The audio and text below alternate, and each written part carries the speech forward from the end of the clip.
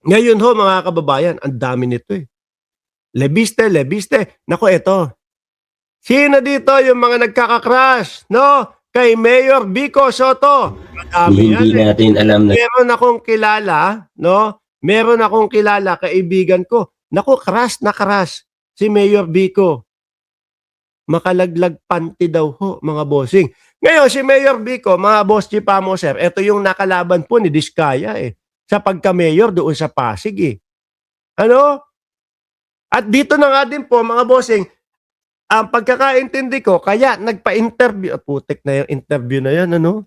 Siguro iniisip nila ngayon o iniisip ni Mrs. Diskaya ngayon, sana hindi na lang ako nagpa-interview. Kasi yung interview na yon mga bossing, para doon sa mga Pasigueño, ipamukha sa kanila, manyaman na kami, madami na kaming pera, bakit pa kami magnanakaw? Ang pagtakbo namin sa pagiging mayor ay para tulungan na lang yung mga kapwa namin Pasigueño. O yun eh. 'Di ba? Kaya po may pakita nung payong. Kaya po, bakit binili itong sasakyan na to? Dahil buto sa payong. Di po ba mga kababayan? Yun eh. At dun nag-umpisa ho lahat mga boss chief amo sir. At nung si PBBM, sabi niya putik na yan. Sabi nung mga DDS at sabi nung mga Duterte, 13,000 daw na mga flood control ang kanilang ipinagawa. Pero ngayon, eto, binabaha ang buong Pilipinas. Pinaimbestigahan. Nag-connect na ho, mga bossing. No, nandoon yung mga St. Gerard, doon sa top 15 na mga kontraktor. Ngayon, si Mayor Vico, hindi pa ho tapos sa mga diskaya. Meron pang ine-ebas dito. sana mas marami pang mahuli at mapanagot. Pero isipin na lang din natin, 6 months ago, hindi natin alam na ganito na pala kagrabe yung nangyayari sa mga DPWH projects. Correct. Kaya nagtataka ako doon sa mga DDS, galit na galit sila kay Pangulong Bongbong Marcos at pinipilit ho mga kababayan ha, talagang ipinipilit nila na si Pangulong Bongbong Marcos daw ho mga bossing ang mastermind. Tsaka daw po si Martin Romualdez daw ho ang mastermind. Tinatanong naman ho natin sa kanila kung nasaan yung kanilang mga ebidensya. Ma'am Chris Rose, ikaw alam mo, araw-araw tayo nagbablog dito. Hanggang ngayon ho, wala pa din silang inilalabas na ebidensya. Paano ba naman yun makukulong? Paano naman yun mapapababa sa pwesto si Pangulong Bongbong Marcos kung walang ipakitang ebidensya?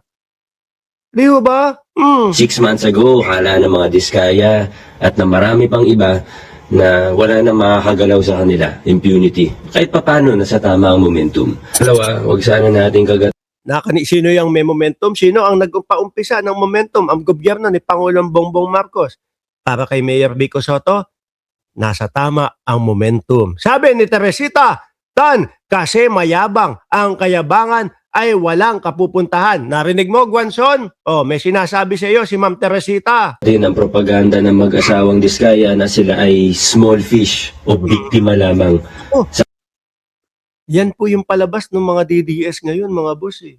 Ang mga diskaya, nako, wala namang mga nakukulong na malalaking tao, wala namang mga nakukulong na mga big fish. Ano tingin nyo sa mga diskaya?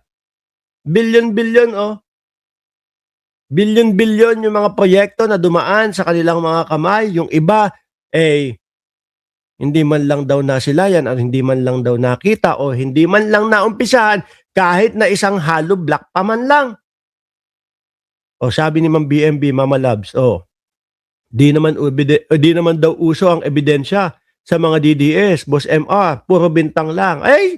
Ganyan kasi nga, ang tawag sa kanila, uto-uto, madali pong mapapaniwala. Kahit hindi mo pakitaan ng ebidensya, okay na yon. Marinig lang isang beses, okay na yon. Lalo na, pag si Tatay Diggs ang may sabi, meron tayong presidenteng bangag. Ayun, nagsipaniwalaan na. Lahat ng kapulisan, yung PNP, kinalaban na, yung PIDEA, kinalaban na. Nagsabi ang PIDEA na wala naman walang totoo, hindi totoo na si Presidente Marcos ay nasa listahan namin. Kinalaban na. Boss nyo yan si Marcos eh. Ganyan ang mga DDS. Tuloy, pati nga etong mga diskaya, naging poon na ng mga DDS eh. Nung una, galit na galit po sila dyan. Pero nung nakita, narinig, at namatyagan nila na ipinagtatanggol na ni Rodante Marcoleta para daw po maging state witness o sumailalim daw po sa witness protection. Aba, protect Diskaya at all cost na daw ho, sabi ng mga DDS. Anak ng tokwa to. Itong mga tao na to talaga. Sabi ng AMLAC, mahigit 180 billion 180 billion mga boss, Pero para sa mga DDS daw po, maliit na ano lang daw ito, isda. Hindi daw po ito malaki. Para ho sa akin, para din po sa mga nakakaintindi, sila yung pangunahin talaga. 180 billion ha. Uulitin natin para maintindihan nyo. Kailangan lagpasan yung 999,999,999 pesos and 99 cents. Dami nun. Bago mag-1 billion. O imagine niyo 180 times yung sinasabi ng AMLAC. pesos ang pumasok sa mga bank account nila. Apat sa siyam na kumpanya pa lang nila ang pinag-uusapan natin. Anok ng to, Pinagmumukha kasi nila, mga boss chief mo, sir, na etong mga Diskaya hindi naman daw po big fish o maliit lang daw po. No? Upang sa ganon, may masabi sila kay Pangulong Bongbong Marcos na naku, hindi naman pala totoo yung sinasabi ng DOJ at sinasabi ng ombudsman na may makukulong bago pagpasko. Ayan na. Mainipin yung iba. No? Yung mga ibang mga senador, hindi pa daw. Bakit wala pa daw? Dahan-dahan lang. Darating din sa punto na ganyan. Yung mga sinabi naman na mga makukulong, nakulong naman talaga Yung una, yung poon ninyo. Sino? Si Buloyski. Nasa oblo na. 'Di ba? Ibinablog namin 'yan. Ang sinasabi namin, malapit na makulong si Buloyski. O sino sumunod? Ang dating Pangulong Duterte.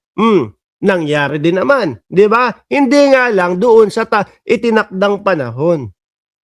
Sunod, wag kayo maingay kay Bato. Hindi ko na isasama dito sa vlog si Bato. Baka mamaya kung saan na naman mapunta si Tobats. Hindi na nga natin alam kung nasa si Tobats, hindi na nagpapapasok at malapit na pong bumalik ang Senado. Malamang hindi na naman papasok si Tobats. Wag na natin takutin. Tuloy na natin ito. No? At takutin nyo pa si Bato de la Rosa, hindi na nga lumalabas. Susuriin natin na mabuti, hindi lang sila basta kontraktor. Sila ay naging tagapagpasimuno. Bakit hindi mo masasabing tagapagpasimuno? Wala pa nga yung budget sa kanila pero nag-a-advance na daw sila. 'Di ba? Wala pa yung budget sa kanila pero nag-a-advance na sila, mga bossing. Hindi lang isang administrasyon ang dinaanan nila. Lagi nilang pinupuntahan yung mga congressman, nagpapameeting ng mga chief of staff, tapos pinipresenta nila yung mga available na DPWH budget, lantarang nag-aalok ng Tapos siguro yung mga congress, sige, ako bahala dyan. advance, porsyento, SOP. Tatlo, sabi ni Madam Sara, paano yung mga anak ko? Huhu. Nako po. Sa huli mo na lang naisip yan. Di ho ba? Tayo ho, mga kababayan. Uulitin ko hindi ko alam kung ilang beses ko nang inulit ho ito, mga boss chief mo, sir. Sa ating lahat po, no? Tayo ay mapalad, mas buenas po tayo kesa dyan sa mga tao na yan na pagkagaganda ng mga sasakyan, napakalalaki ng kanilang mga bahay, sandamakmak yung mga sports car. Pero, tingnan nyo naman po ang kinakaharap.